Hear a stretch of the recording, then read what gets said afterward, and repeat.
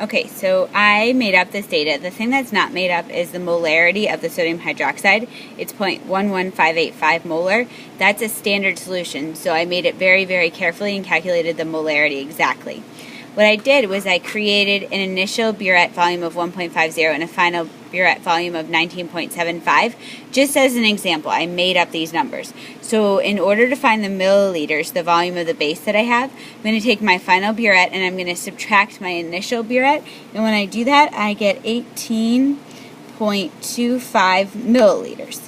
Now, in order to change anything into liters, I have to divide by 1,000. So I'm going to take out a calculator and divide 18.25 divided by 1,000 to get the volume of the base. And when I do that, I get 0.01825 liters. Now, the key concept here is this idea of moles of base. So I'm going to transition just so I can show my work. And I know that moles equals molarity times volume. Well, let's look at what I have for my base. I know the molarity of my base. So molarity is this number right here, the 0.11585.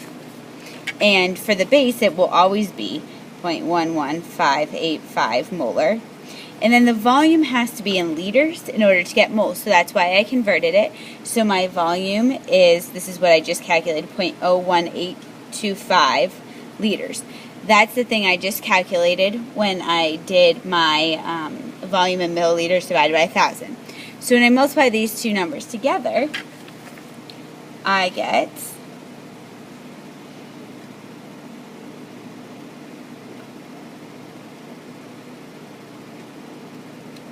my answer of 0.00211 moles of NaOH.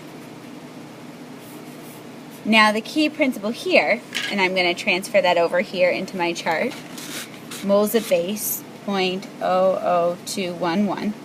Well, the key idea in a titration is that moles of base equals moles of acid. So right now I'm going to say that my moles of acid also has to be 0.00211, because if they're equal, then it will be a neutralization reaction. I have no extra base, no extra acid.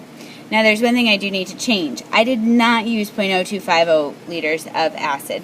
I only used 10 milliliters instead of 25, so I do need to change that to be 0.010 liters. Now it wants me to find, and I actually do need to change that across the entire board. It wants me to find the acid concentration, and I'm going to use the same equation, except now I know the volume of my acid and I know moles, and I need to find concentration. So let's go back to our calculations. We know, based on our molarity triangle, that molarity, or concentration, M, equals moles over liters. Well, if I look back on my chart, I have moles of acid and I have liters, so I'm just going to plug those numbers in. So molarity equals my moles, 0.00211 moles divided by my liters, 0.010 liters.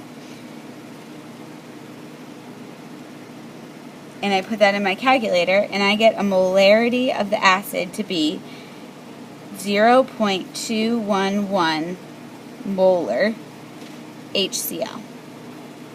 And so that's what I would put in my acid concentration.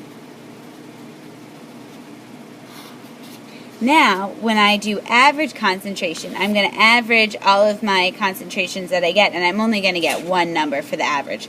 So you'll have done 4 trials, you'll get 4 different concentrations of the acid, and then you're going to find the average.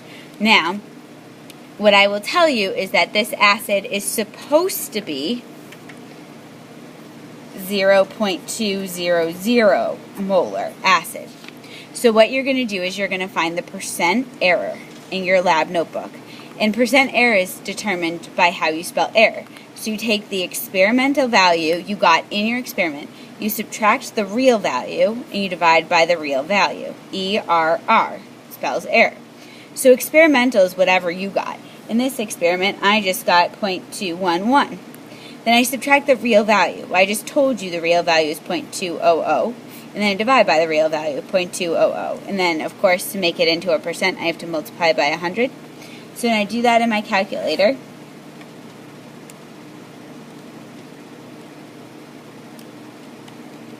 I get 5.71% error.